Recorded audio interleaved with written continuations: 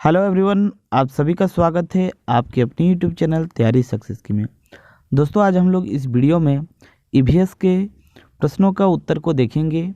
दोस्तों, ये एग्ज़ाम हुआ है हाल ही में 2023 में, लेकिन यहाँ पर 2022 इसलिए आता है क्योंकि हमेशा ही यूनिवर्सिटी में सेशन लेट चलता है। ठीक है, तो आज हम लोग पूरे 50 के 50 प्रश्नों को देखेंगे और साथ ही साथ उसके उत्तर को भी डिस्कस करेंगे। आप लोग को बताना है कि आपके 50 में से कितने प्रश्न सही होते हैं। ठीक है, तो चलिए आज हम लोग स्टार्ट करते हैं पहले प्रश्न के साथ। दोस्तों, पहला प्रश्न था आपका कि वनों का कटाई का क्या तात्पर्य है। वनों का कटाई से क्या मतलब है? तो वनों का कटाई से आपका आंसर हो जाएगा वनों का अभाव। ठीक है, तो इसका राइट आंसर हो जाएगा सी। तो जिन दोस्तों ने भी सी आंसर किया है उसका एकदम राइट है। नेक्स्ट है आपका दूरसंचार के लिए वायुमंडल की किस परत का प्रयोग किया जाता है। तो दूरसंचार के लिए आपका कौन सा मंडल का प्रयोग किया जाता है? इसका राइट आंसर हो जाएगा आपका ऑप्शन नंबर डी, आयन मंडल। ठीक है, नेक्स्ट प्रश्न है वन आवरण बढ़ाने के लिए वृक्षों का व्यापक रोपण कहा जाता है। तो जब मतलब वन को क्षेत्र को बढ़ाना है और बहुत सारे पेड़ों को लगाया जाता है तो उसको क्या कहा जाता है? तो उसको कहा जाता है दोस्तों सामाजिक वनीकरण। ठीक है, नेक्स्ट प्रश्न है हेवी रेनफॉल कॉजेस मतलब भारी वर्षा का कारण। तो भारी वर्षा का क्या कारण है? तो भारी वर्षा का जो एक बहुत ही ज़्यादा इम्पोर्टेंट कारण है वो है वनीकरण। मतलब जब हम लोग बहुत सारे पेड़ लगाएंगे तो भारी वर्षा होगा, इसीलिए कहते हैं कि आपको पेड़ जरूर लगाना चाहिए। ठीक है, नेक्स्ट प्रश्नों को देखते हैं। नेक्स्ट प्रश्न है पारिभाषिका शब्द इकोलॉजी द्वारा गढ़ा गया था।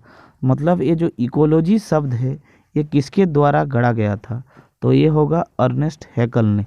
ठीक है, नेक्स्ट प्रश्न है आपका छठा प्रश्न, ऊर्जा का प्राकृतिक स्रोत क्या है?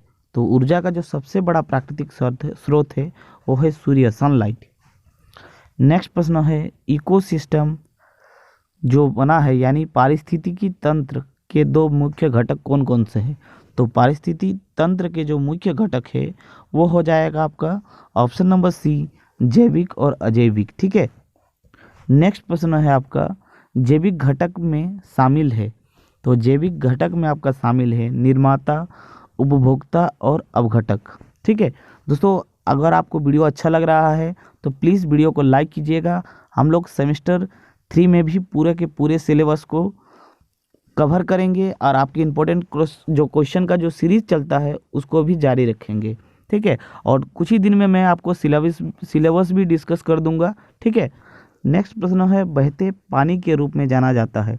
तो बहते पानी के रूप में जाना जाता है सरित जीवी जल। ठीक है, यानी सरित जीवी जो पानी है उसको जाना जाता है बहते पानी के रूप में। नेक्स्ट प्रश्न हो जाएगा पर्यावरण के साथ जीव का अध्ययन को निम्न रूप से जाना जाता है। तो पर्यावरण के साथ जीव का जो अध्ययन है उसको कहा जाता है इकोलॉजी। नेक्स्ट प्रश्न है जो जीव अपना भोजन बनाते हैं उन्हें निम्न प्रकार से जाना जाता है। यानी जो अपना भोजन स्वयं बनाते हैं तो उसको कहा जाता है निर्माता, ऑप्शन नंबर ए। नेक्स्ट प्रश्न है जैव विविधता के नुकसान का सबसे महत्वपूर्ण कारण क्या है? तो जीव विविधता का जो सबसे महत्वपूर्ण कारण है नुकसान का वो होगा प्राकृतिक आवास का नुकसान। यानी अगर प्राकृतिक आवास जिनके जो प्राकृतिक आवास है उनका अगर नुकसान होगा तो आपका जीव विविधता का विनाश होगा। ठीक है, नेक्स्ट प्रश्न होगा प्रदूषक के प्रकार। तो प्रदूषक के प्रकार क्या क्या होगा? वायु प्रदूषण भी होगा, जल प्रदूषण भी होगा, साथ ही साथ आपका रेडियो सक्रिय प्रदूषण भी होगा। तो इसमें आपका ये सभी प्रश्न मतलब ऑप्शन नंबर डी राइट होगा। ठीक है, नेक्स्ट प्रश्न है वायु प्रदूषण के मुख्य स्रोत। तो वायु प्रदूषण का जो मुख्य स्रोत होगा वो होगा कोयला और पेट्रोलियम। ठीक है, ऑप्शन नंबर ए इसका राइट आंसर होगा। नेक्स्ट प्रश्न है आपका कृषि कीटनाशक भक्ति मतलब क्या है? कृषि कीटनाशक में क्या क्या आते हैं? तो ये कीटनाशक और उर्वरक दोनों आते हैं, यानी सी नंबर आंसर आपका सही होगा। दोस्तों, नेक्स्ट प्रश्न है आपका रॉबर्ट अगस्त द्वारा पहली बार अम्लीय वर्षा शब्द गढ़ा गया था? तो पहली बार जो अम्लीय वर्षा शब्द है वो गढ़ा गया था 1872 ईस्वी में। ठीक है, इम्पोर्टेंट डेट है, आप याद रख सकते हैं हमेशा के लिए भी, आपके एग्ज़ाम में के लिए इम्पोर्टेंट रहेगा। ठीक है, हमेशा, ये कभी भी किसी भी एग्ज़ाम में पूछ सकता है। नेक्स्ट प्रश्न है आपका, जनसंख्या के अध्ययन को जाना जाता है? तो जनसंख्या के जो अध्ययन होता है उसे कहते हैं डेमोग्राफी। ठीक है, जनसांख्यिकी। नेक्स्ट प्रश्न है, मुख्य ग्रीन हाउस गैस। तो ग्रीन हाउस गैस में कौन कौन सा गैस आते हैं वो आपको बताना है। तो दोस्तों ग्रीन हाउस गैस में कार्बन डाइऑक्साइड, मीथेन, उसके साथ साथ नाइट्रस ऑक्साइड और भी कई प्रकार के गैस आते हैं, इसलिए आपका राइट आंसर हो जाएगा ये सभी, ऑप्शन नंबर डी। नेक्स्ट प्रश्न है आपका, स्मोक से बनता है? तो स्मोक से क्या क्या बनता है? स्मोक से बनता है धुआं और कोहरा। ठीक है, आंसर सी इसका हो जाएगा राइट आंसर। दोस्तों अगर वीडियो अच्छा लग रहा है तो प्लीज़ लाइक कीजिएगा, अपने दोस्तों को ये वीडियो ज़रूर शेयर कीजिएगा और उसको बोलिएगा कि आप कमेंट बॉक्स में बताइए कि कितना प्रश्न सही होता है। इससे आपको पता चल जाएगा कि आपका मार्क्स आपके दोस्तों में कितना हाई है। ठीक है दोस्तों, नेक्स्ट प्रश्न है आपका, अम्ल वर्षा के लिए जिम्मेदार मुख्य घटक। दोस्तों यहाँ पर आपकी यूनिवर्सिटी द्वारा थोड़ा सा गलती किया गया था इस प्रश्न को में, जो आपको जगह पे एक्स दिख रहा है ना, एक्स नहीं, यहाँ पर 2 होगा। ठीक है, तो यहाँ पर SO2 NO2 ऐसा लिखा होना चाहिए। ठीक है, तो अम्ल वर्षा के लिए जो प्रमुख घटक है ये दोनों होगा, SO2 और NO2, यानी सल्फर डाइऑक्साइड और नाइट्रोजन ऑक्साइड। ठीक है, आंसर सी होगा उसका, है ना। नेक्स्ट प्रश्न है, कार्बन डाइऑक्साइड का मुख्य योगदान करता है। तो कार्बन डाई गैस का जो कार्बन मोनोऑक्साइड गैस का जो योगदान करता है वो है मोटर व्हीकल, मतलब हो जाएगा मोटर गाड़ी। जितने भी मोटर गाड़ी चलते हैं उससे कार्बन मोनोऑक्साइड गैस निकलते हैं। नेक्स्ट प्रश्न है, ताजमहल किससे प्रभावित हो रहा है? तो ताजमहल जो प्रभावित हो रहा है वो हो रहा है वायु प्रदूषण से। जल प्रदूषण नहीं होगा और ना ही शोर प्रदूषण होगा, आपको याद रखना है, इसका आंसर हो जाएगा वायु प्रदूषण, और साथ ही साथ अम्ल वर्षा भी होगा। ठीक है, नेक्स्ट प्रश्न है, वायु प्रदूषण का मुख्य कारण क्या है? तो वायु प्रदूषण का जो मुख्य कारण है, प्रश्न क्या था दोस्तों, हम देखते हैं एक बार। वायु प्रदूषण के कारण, तो वायु प्रदूषण के कारण क्या क्या होता है वो आपको बताना है। तो श्वसन संबंधी समस्याएं, ये तो आम बात है, और है वैश्विक तापमान में वृद्धि। ठीक है, तापमान में जब वृद्धि होगा तो जो हम लोग का जो नॉर्थ पोल और साउथ पोल में जो बर्फ होगा वो पिघलेगा और समुद्र का जो लेयर है वो और भी बढ़ेगा। ठीक है, तो इसका राइट आंसर हो जाएगा ऑप्शन नंबर सी। पेड़ों को काटने को कहा जाता है। तो पेड़ों को काटने को क्या कहा जाता है? वो कहा जाता है डिफोरेस्टेशन। तो वनों की कटाई, नी वनीकरण। ठीक है, ये आपका ऑप्शन नंबर ए जो है वो राइट आंसर होगा। नेक्स्ट प्रश्न है, ओजोन दिवस। दोस्तों ये ओजोन दिवस मतलब जितने भी दिवस था मैंने कवर करवा दिया था, अगर आप ये वाला वीडियो देखे हैं तो आपको बहुत ही ज़्यादा फायदा मिला होगा। ओजोन दिवस कब मनाया जाता है? तो 16 सितंबर में। ठीक है, नेक्स्ट प्रश्न है, ओजोन परत मापा जाता है। तो ओजोन परत किस में मापा जाता है? इसका राइट आंसर होगा डॉप्सन मीटर। ठीक है, ये होगा राइट आंसर। नेक्स्ट प्रश्न है, ओजोन परत में कमी का कारण। तो ओजोन परत में जो कमी का कारण है वो है CFC, option number D. CFC मतलब क्या होता है? क्लोरोफ्लोरोकार्बन। नेक्स्ट प्रश्न है आपका 27 नंबर, जो मॉन्ट्रियल प्रोटोकॉल है वो किससे संबंधित है? तो मॉन्ट्रियल जो प्रोटोकॉल है वो संबंधित है आपका ओजोन परत की कमी से। ठीक है, ऑप्शन नंबर बी जो है ये आपका राइट आंसर हो जाएगा। नेक्स्ट प्रश्न है, पारिस्थितिकी तंत्र के 2 प्रमुख घटक। तो पारिस्थितिकी तंत्र के प्रमुख घटक कौन कौन सा है? 2 प्रमुख घटक, ये प्रश्न आपका 2 बार रिपीट हो चुका है, वो होगा जैविक और अजैविक। नेक्स्ट प्रश्न है आपका, प्रदूषक के कारण जल प्रदूषण होते हैं जिसे 3 श्रेणी में वर्गीकृत किया जा सकता है, यानी जल प्रदूषण किस किस कारणों से हो सकता है? तो ये आपका हो जाएगा भौतिक कारण, रासायनिक कारण और जैविक प्रदूषक के कारण भी आपका जल प्रदूषण हो सकता है। नेक्स्ट प्रश्न है, अम्लीय वर्षा किसके उत्सर्जन के कारण होता है? तो अम्लीय वर्षा जो किसके उत्सर्जन के कारण होता है वो हो जाएगा आपका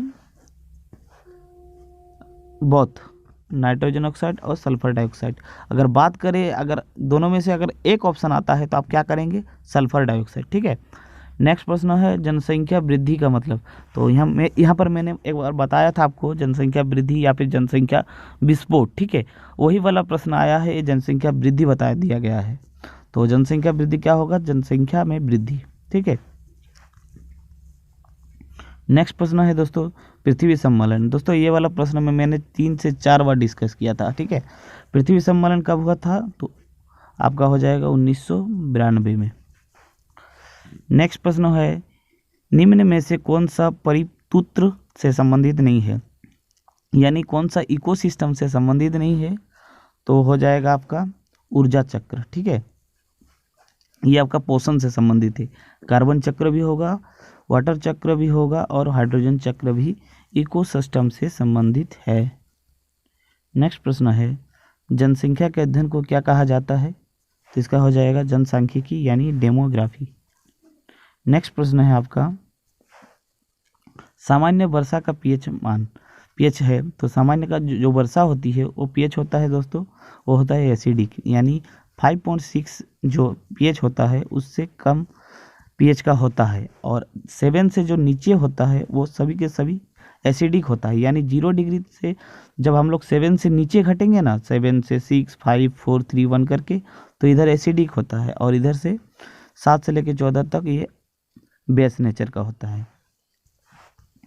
नेक्स्ट प्रश्न था आपका वह पीएच जिसके नीचे अवक्षेपण को अम्लीय वर्षा माना जाता है, यानी कौन सा जो पीएच है उसके नीचे की पीएच को अम्लीय वर्षा माना जाता है, तो 5.6 होगा। ठीक है। नेक्स्ट प्रश्न है रेडियो कार्बन डेटिंग तकनीक का प्रयोग किसकी आयु का अनुमान लगाने के लिए किया जाता है, तो दोस्तों इसका राइट आंसर हो जाएगा जीवाश्म का आयु को पता करने के लिए रेडियो कार्बन डेटिंग का प्रयोग किया जाता है। ठीक है। प्रथम अंतर्राष्ट्रीय पृथ्वी शिखर सम्मेलन कहाँ आयोजित हुआ था, तो हुआ था रियो डी जेनेरियो में। ठीक है, बाकी सब आंसर गलत होगा, और ये जो रियो डी जेनेरियो है ये आपका है ब्राज़ील में। चलिए नेक्स्ट प्रश्न को देखते हैं। नेक्स्ट प्रश्न था आपका 1992 में पृथ्वी शिखर सम्मेलन कहाँ आयोजित किया गया था, तो कहाँ आयोजित किया गया था, ये हो जाएगा ब्राज़ील। नेक्स्ट प्रश्न है पृथ्वी शून्यता यानी पृथ्वी बचाओ प्रतियोगिता था, यानी जो ये जो पृथ्वी बचाओ अर्थ समिट है इसे स्पॉन्सरशिप कौन किया था, तो इसे किया था UNCED। ठीक है, याद रखना है, ये आपका बी नंबर आंसर राइट होगा। नेक्स्ट प्रश्न है भूपर्पट्टी में सर्वाधिक मात्रा में पाई जाने वाला धातु। दोस्तों मैं यहाँ पर आपको एकदम डिटेल्स में बता देता हूँ।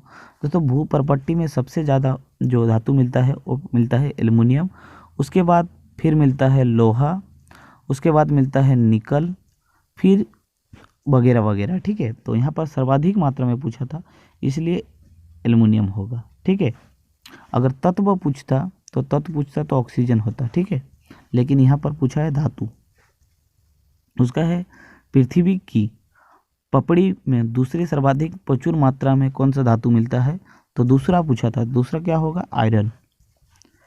नेक्स्ट प्रश्न क्या है दोस्तों, नेक्स्ट प्रश्न हो जाएगा आपका 48 नंबर। यहाँ पर कुछ प्रश्न छूट गया PDF में, तो दोस्तों 43 तक प्रश्न देखने के बाद हम लोग डायरेक्ट 48 पर आते हैं। क्यों, क्योंकि बीच में जो प्रश्न है 4 गो प्रश्न ये हमको नहीं सेंड किया गया था, हो सकता है कि वो जल्दी में स्कैन करते टाइम उसका छूट गया था। तो जैसे ही मेरे को ये 4 प्रश्न मिलता है मैं आपको टेलीग्राम में विथ आंसर सेंड कर दूंगा। तो टेलीग्राम का ग्रुप ज्वाइन नहीं किए हैं तो प्लीज़ टेलीग्राम का ग्रुप ज्वाइन कर लीजिए। आपको चैनल के अबाउट सेक्शन में जाना है और अबाउट सेक्शन में आपको टेलीग्राम का लिंक मिल जाएगा, वहाँ से आप डायरेक्ट ज्वाइन कर सकते हैं, सब के सब फ्री है। ठीक है, तो चलिए हम लोग 48 नंबर सवाल देख लेते हैं। 48 नंबर सवाल में आपको पूछा गया था वह ध्वनि जो हमारे कानों के लिए अच्छे होते हैं क्या कहलाते हैं, तो उसे कहते हैं फ्रीक्वेंसी। ठीक है, नेक्स्ट 49 नंबर सवाल था। तो 49 नंबर सवाल में थोड़ा कन्फ्यूजन हो सकता है बहुत जन को, तो मैं आपको बता देता हूँ। दोस्तों वायुमंडल में कुल 5 परतें हैं, सबसे निचला वाला परत होगा उसके कहते हैं क्षोभ मंडल, उसके ऊपर वाला होता है समताप मंडल, उसके ऊपर वाला होता है मध्य मंडल, उसके आगे वाला ऊपर वाला होता है आयन मंडल, और सबसे जो बाहर होता है उसे कहते हैं वायुमंडल। तो आपको क्या सवाल पूछा गया है आप लोग खुद समझ लीजिए कि वायुमंडल का सबसे ऊपरी परत, तो सबसे ऊपरी परत क्या होगा, ये वाला होगा, इसे हम लोग वायुमंडल कहते हैं। ठीक है, नेक्स्ट वाला जो प्रश्न था उसमें कहा गया था वायुमंडल की सबसे निचली परत कौन सा है, तो सबसे निचली परत कौन सा होगा, सबसे नीचे वाला, वो होगा क्षोभ मंडल। ठीक है, तो सबसे पहले आप क्या कीजिए दोस्तों, ये वाला जो सेट है आप लोग को कमेंट बॉक्स में बताना है। अगर आप 4 प्रश्नों लिख पाते हैं तो पहले 4 प्रश्नों को लिखिए, 43 से लेके सॉरी दोस्तों 44 से लेके 47 तक, उसका मैं आंसर जरूर करूँगा कमेंट बॉक्स में ही। उसके बाद आपको ये 50 प्रश्न में से कितना प्रश्न सही हो रहा है वो भी कमेंट बॉक्स में करना है। आपको वीडियो को लाइक ज़रूर करना है और वीडियो को शेयर ज़रूर करना है, सभी के सभी दोस्त अपने ग्रुप में शेयर करेंगे। मिलते हैं बहुत जल्द आपका सिलेबस के साथ। ठीक है, चलिए आज का वीडियो एंड करते हैं, मिलते हैं नेक्स्ट वीडियो में। जय हिंद।